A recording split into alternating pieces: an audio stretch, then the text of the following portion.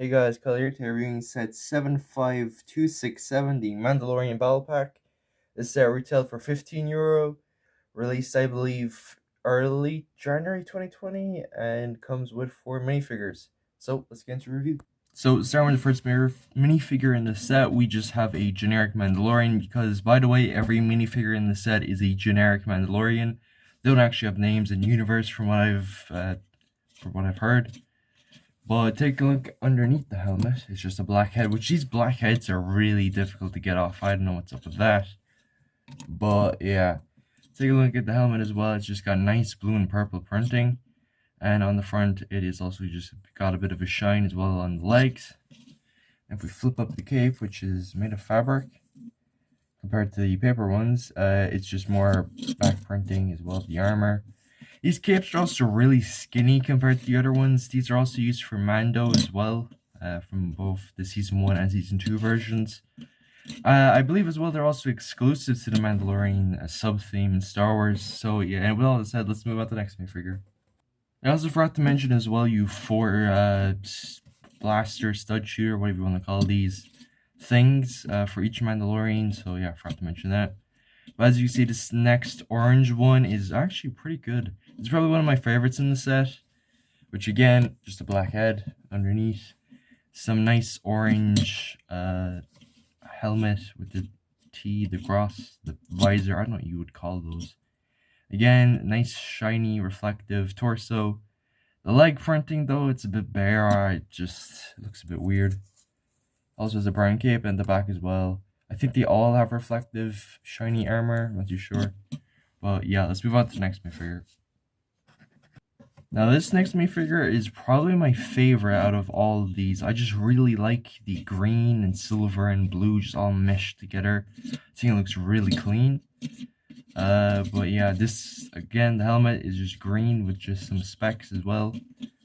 Taking a look at the torso as well, or the back torso. Let's remove up the cape. It's got grit, which is not reflective, although parts of it are, as you can see in the metal. But put down the cape, which just really crinkles up. I don't know why.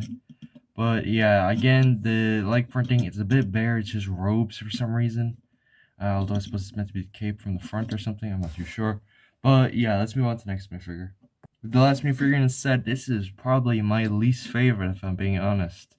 I like the helmet, don't get me wrong, but just compared to the other ones, this one's just really bare. There's no leg printing, it's just normal black legs, or a dark red-brown, I don't know, it's picking weird on the camera. Taking a look again at the back torso, if you lift up the cape, it's shiny as well, which the capes just really crinkle up. It's kind of unfortunate. Again, like all of them, black head, nice printing as well, which isn't reflective, which is a bit odd. But yeah, in my opinion, this is the worst minifigure in the set. Not saying this set is bad, because it all has some pretty decent minifigures, but out of all the 4, it is probably my least favorite. So let's take a look at the builds of the set. Now, since this is a battle pack, obviously the builds, they're not going to be the best thing in the world. But I think these are pretty decent. The speeder, in fact, is pretty good. Which I believe if you do have the Razor Crest set, or is the Bounty Hunter Transport, I don't know what they call it. They did change it and they delayed the set for some reason. But I believe this can fit in the little holder where you put the speeder bike in that set, which I do not own, but is actually retiring at the end of this year, which is kind of unfortunate. But as you can see, it's just got some stud shooters, and what I presume here is meant to be a front light. At the back as well, it's just got a red translucent cone, which probably is meant to be some sort of fire or something, like the speeder is moving. Take a look at this little cove build or rocks. There is a clip at the back as well to hold the stud shooters if you don't want, obviously, because you're going to put a figure up here. Won't be able to hold your stud shooter because there's a mounted one right here. It's not too amazing. It's a very simple build.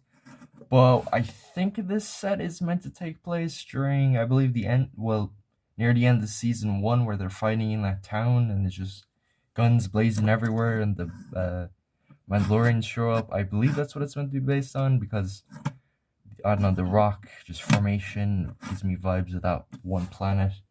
But yeah, let's take a look at the packaging, the instructions, and the final verdict. Take a look at the instructions, which are tiny. Obviously, this is a battle pack, which I haven't gotten a battle pack in ages, besides the first one. At the back as well, I don't know if this is for every Star Wars set, I don't really remember, but it's just got a random robot. I don't know why they wouldn't put like Vader or Luke or C-3PO or something back there.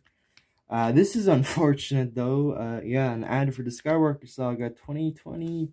Nope, it's 2021. Or at least we're hoping it's 2021 because we have no release date and it's nearly halfway through the year, which that is honestly worrying. Taking a look is here, we've got the early 2020 wave.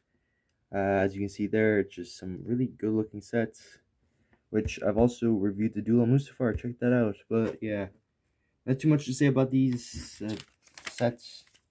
We also have an ad, I should say, for Lego Life and the instructions app. But yeah, let's move on to the box. Taking a look at the box art, obviously it's small. I mean, it's about that. You have all the minifigures here shooting their stud shooters. At the top, obviously, there's not enough room to show all the minifigure names, but they're called the Mandalorian Warriors. But that's what's just calling the Mandalorian for short works. Again, just some play features as well. Obviously, they're not fighting each other because it's the same team. But yeah, also up here as well, we've got Vader because it's based on the original trilogy. Well, it's after, it's in between the original sequel, but yeah.